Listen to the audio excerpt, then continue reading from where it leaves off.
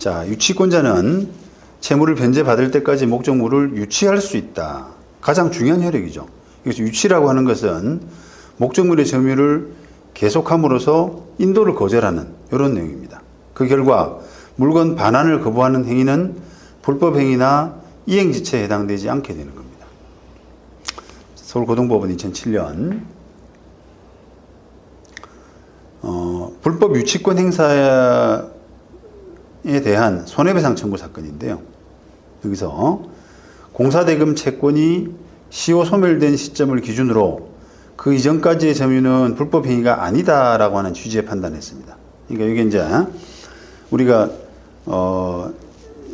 그 유치권 행사, 그러니까 공사대금 채권이라는 게 있는데 그 공사대금 채권이 유치권 행사를 한다고 그래서 시효가 중단되는 건 아니잖아요.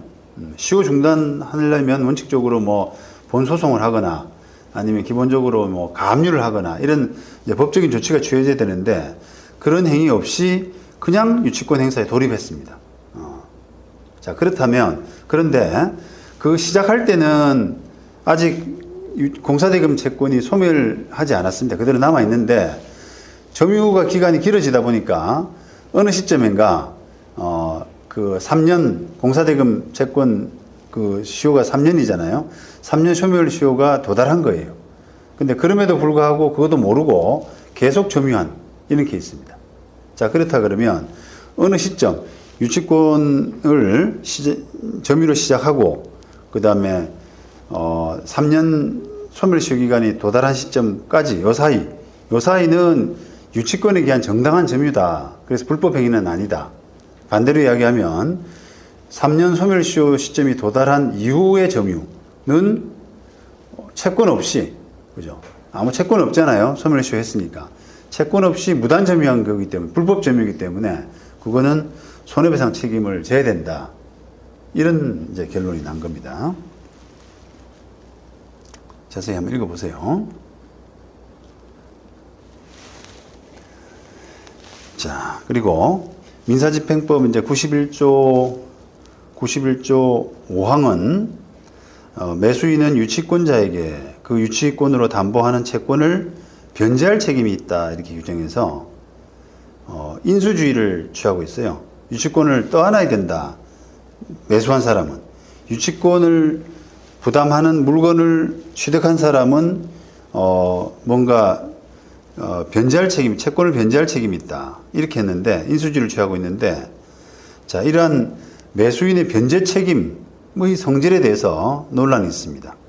이거를 인적 책임설, 그러니까 다시 말하면 그 매수한, 예를 들면 낙찰을 받은 사람이라고 보죠. 건물 지었는데 그 건물이 공사대금도 정산이 안 된 상태에서 유치권자가 점유하고 있는 상태에서 소유권이 넘어갔다라고 하게 되면은 그 유치권자가 낙찰받은 사람한테 공사대금 못 받은 10억이라고 한다면 10억을 달라라고 할 수 있는 권리가 있느냐.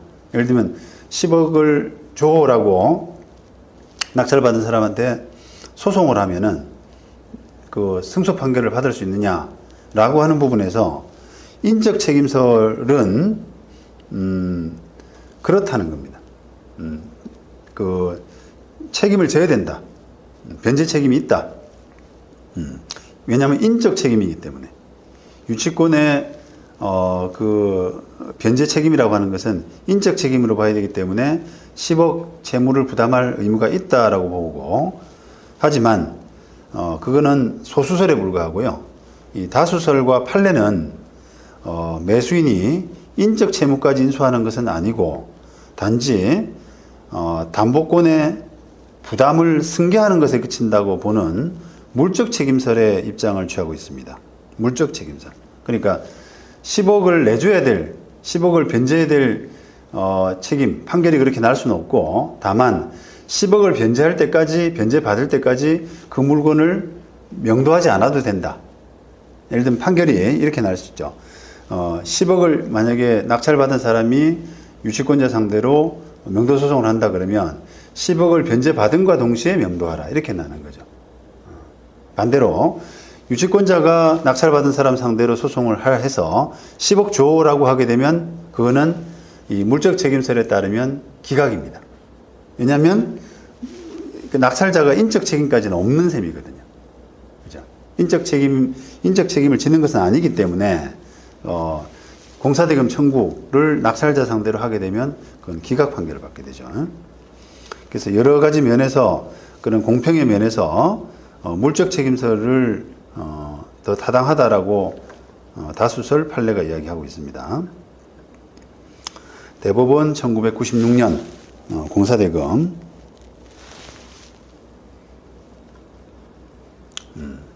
이것도 아마 유치권자가 지금 낙찰 받은 사람 상대로 공사대금 줘. 못 받은 돈 줘라고 하니까 법원이 그 물적 책임설에 따라서 인적 채무까지 인수한다라고 하는 그런 취지는 아니기 때문에 유치권자는 경락인에 대해서 그 피담보 채권의 변제가 있을 때까지 유치 목적물의 부동산 인도를 거절할 수 있을 뿐이고 피담보 채권의 변제를 청구할 수는 없다. 이렇게 판단해서 그 공사대금 청구는 기각을 했습니다. 대전지방법원 2005년도 배당이 유치권을 주장하는 피고에게 배당이 됐습니다. 배당된 것에 대해서 건물주 같은데요. 건물주가 배당이 소송을 한 그런 케이스인데, 자, 그 배당이라고 하는 것은 이제 이 사건에서 유치권자에게 배당이 됐어요. 유치권 주장하는 사람한테 배당이 됐는데, 그 배당에 대해서 배당이 부당하다, 문제가 있다라고 생각하는 사람이 배당이 소송을 하는 거거든요. 그러면 이제 그 피고가 누가 되냐면 유치권 주장하는 배당을 인정받은 경매법원에서 배당을 인정받은 그 이제 피고가 되는데 그 사람이 하는 이야기가 나 이거 101호에 대해서 유치권 가지고 있으니까 내 배당 받는 게 맞아 이렇게 이제 주장을 했단 말이에요. 그런데 따져보니까 이 사람이 갖고 있는 거는 식대 아마 식당 하는 사람인가 봐요. 식대 책임 청구권을 가지고 있을 뿐이지 그게 무슨 101호 결련성하고든 101호하고 점유하는 101호하고는 결련성이 인정이 안 된다. 이런 거고요.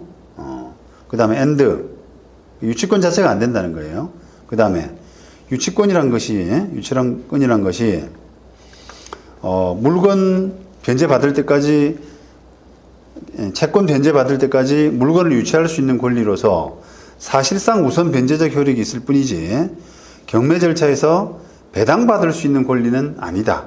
배당받을 수 있는 권리는 아니다. 이렇게 판단하는 거예요. 그렇죠? 물론 유치권이 있으면 경매 신청권 자체는 있습니다. 그런데 그게 경매 신청권하고 이게 배당받을 수 있는 권리하고는 좀 다르거든요. 그래서 이거는 경매 신청한 사람도 아니고 그냥 유치권 주장하니까 배당을 한 케이스예요. 그죠? 배당을 했다. 유치권이 타당해 보이니까 배당을 했다. 이렇게 됐는데 그거는 이 법원이 볼 때는 유치권 자체도 없어 보이지만 있다고 하더라도 배당될 수 있는 성격은 아니야. 그러니까 피고 주장이 이제 틀린 피고 주장이 타당하지 않은 케이스가 된 거죠. 아마 원고가 이제 승소한 그런 케이스가 됐습니다. 그 다음에 대법원 2021년 구상금 사건이고요.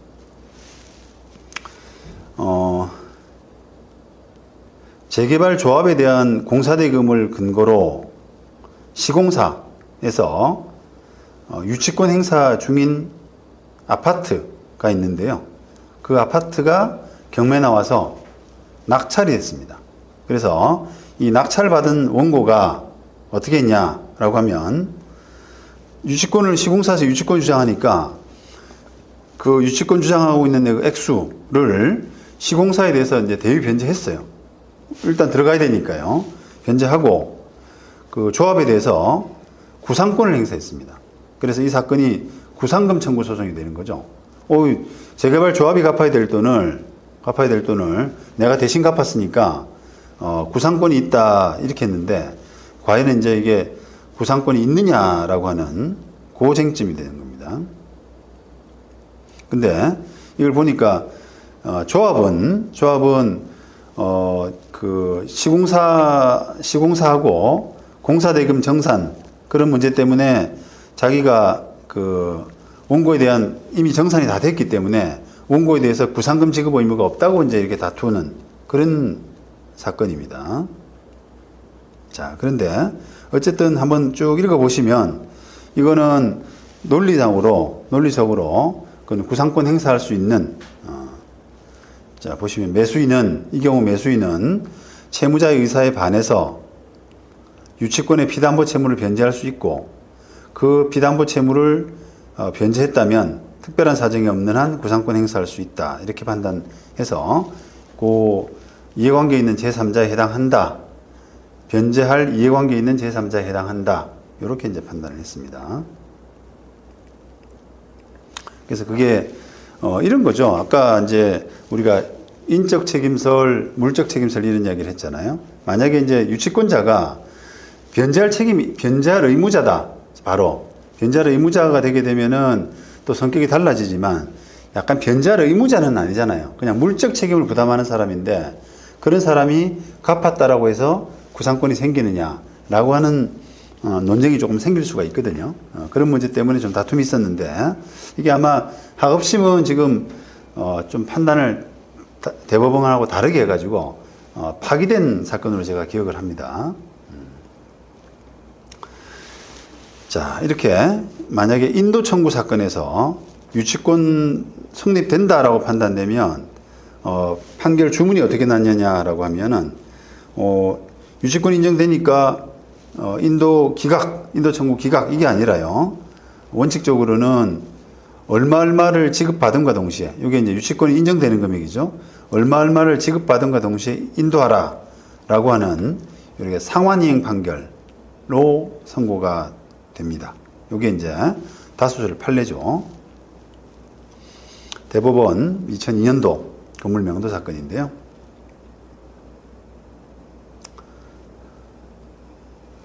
자, 건물 명도 사건에서 피고 유치권 항변이 인용되는 경우에는 그 물건에 관해서 생긴 채권의 변제와 상환으로 함과 동시에 이런 겁니다. 상환으로 그 물건의 인도를 명하여야 하는데 원심이 유치권 항변을 인용하면서 원고의 이 사건 건물 부분에 대한 명도 청구를 전부 기각해버리고 만 것은 위법하다, 잘못됐다라는 겁니다. 그 다음에 대법원 2016년 유치권 부존재 확인 소송이고요. 자, 근저당권자인 원고 신청에 따라서 경매 절차에서 경매가 진행되니까 근저당권자가 경매 신청했는데 경매가 진행되니까 이 공사업자가 36억 원의 공사금 채권을 피담보 채권으로 하는 유치권을 신고했습니다. 그게 이제 그래서 그 유치권 신고한 피고를 상대로 유치권 부존재 확인 소송을 했어요. 그런데 청구 취지를 뭐라 썼느냐면 유치권 자체가 없다. 아예. 그죠? 유치권 자체가 없거나 부존재하거나 아니면 존재한다고 하더라도 2억 원을 초과하는 금액은 아니다. 이런 취지의 이제 확인 소송을 한 거예요. 그러니까 근저당권자가 보기에 유치권 돈을 다 받아서 유치권 자체가 없거나 또는 아니면 뭐 유치권이 뭐 점유가 적법하지가 않다거나 여러 가지 이유로 하여튼 유치권 자체가 존재하지 않거나 부존재하거나 아니면 유치권 자체가 인정된다고 하더라도 그 금액은 2억 원을 넘어서진 않는다. 이런 이제 주장을 한 거란 말이에요. 그런데 이런 이제 그 대법원이 볼 때 원고가 피고를 상대로 유치권 전부의 부존재뿐 아니라 경매 절차에서 유치권을 내세워 대항할 수 있는 범위를 초과하는 유치권의 부존재 확인을 구할 법률상 이익이 있고 심리 결과 피고가 유치권의 피담보 채권으로 주장하는 금액의 일부만이 이게 이제 피고는 36억 주장했잖아요. 그런데 만약에 법원이 볼 때 한 5억 정도는 인정되겠다. 지금 원고는 2억 넘지는 않지 않느냐 이렇게 소송을 했는데 판단해 보니까 만약에 5억 정도는 인정이 되겠다라고 하면은 그 5억만이 이 사건 경매 절차에서 유치권으로 대항할 수 있는 것으로 인정되는 경우 법원은 특별한 사정이 없는 한 그 유치권 부분에 대해서 일부 패소의 판결을 해야 된다라고 이렇게 했죠. 그러니까 아까 2억 넘어서는 부분에 대해서는 없다 이렇게 할 것이 아니라 5억 넘어서는 부분에 대해서 없다 이런 판결이 나야 되잖아요. 그러면 원고 청구가 일부 인용되는, 원고 청구가 일부 패소하는, 일부 승소 일부 패소 이렇게 되잖아요. 그런 결론을 내야 된다라고 하는 겁니다. 대법원은. 자, 그런데 원심은 뭐라 판단했느냐면 피고가 공사대금 채권 가지고 있고 그 다음에 가지고 있고 변제로 소멸하지 않았다 이렇게 되니까 유치권 불가분성으로 인해서 피담보 채무의 범위에 따라서 유치권의 존부나 효력이 미치는 목적물의 범위가 달라지는 것이 아니라는 이유로 유치권 성립의 구체적인 범위에 대해서 판단할 필요가 없다고 봐서 원고 청구를 전부 기각해버렸습니다. 원고는 뭐라 청구했냐면 유치권이 부존재한다 확인을 구한다. 그건 틀렸다. 이제 존재한다. 그 다음에 2억 넘어서지는 않지 않느냐. 근데 2억 넘어서지는 않지 않느냐라고 하는 부분에 대해서는 그냥 이게 뭐 유치권 불가분성 때문에 뭐 어차피 미치는데 어차피 유치권이 인정되는데 그 금액 판단해서 뭐하냐 이렇게 해가지고 원고 청구를 어쨌든 기각시켜 버렸어요. 그런데 대법원은 아까 법원이 정확하게 심리를 해서 따져보니까 5억 정도는 인정되더라라고 하면은 5억을 넘어서는 범위 내에서는 없다 이렇게 판단을 해줘야 된다는 겁니다. 전부 기각할 것이 아니라요. 일부 패소 판결하라는 거예요. 자, 이게 유치권을 동시행항변권하고 한번 비교해 볼 필요가 있습니다. 동시행항변권. 자, 동시행항변권이라고 하는 것은 당사자 쌍방이 부담하는 서로의 채무, 각 채무가 고유의 대가 관계에 있는 쌍무계약상 채무일 경우에 동시행항변권이 있고요.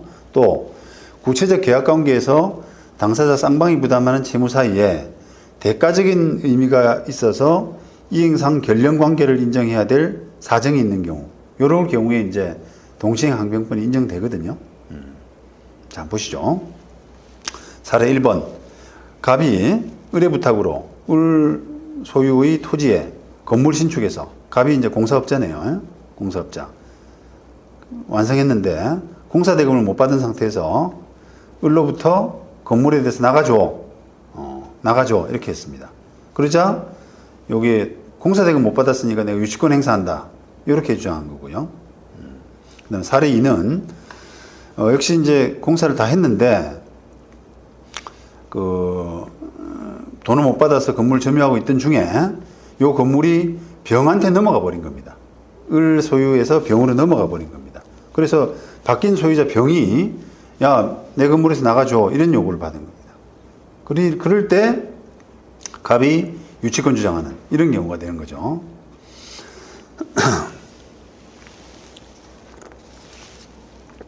자, 사례 1 같은 경우는 이제 이 갑이 맞닥뜨려야 될 상대가 공사 계약했던 을이잖아요, 그냥. 그래서 공사대금 채권이 있기 때문에 나가줘라고 하는 부분에 대해서 내 공사대금 받아야 나갈 수 있다라고 하는 동시행항변권도 가능하죠.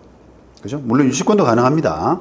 결련성 있는 채권이기 때문에 동시행항변권도 가능하고 또 유치권으로서의 유치권 주장하면서 점유이전도 거부할 수 있고 다 가능하고요. 반면 사례 2 같은 경우는 지금 갑이 맞닥뜨리는 상대방이 공사 도급인이 아니라 그걸로부터 부동산을 취득한 병이 되잖아요. 제3자 병이기 때문에 이게 동시행항변권 행사하기가 어렵죠. 나 그거 못 받으면 못 비켜줘 라고 하는 동시행항변권이 안 된단 말입니다. 자, 그런데 이 갑이 지금 점유하고 있는 부동산은 공사대금 채권과 결련성 있는 채권이기 때문에 비록 그 도급인이 아닌 병에 대해서도 유치권 행사가 가능하다. 그죠? 동시행항변권하고 유치권을 이렇게 좀 비교해 볼 수 있는 그런 그 부분이 될 수가 있습니다.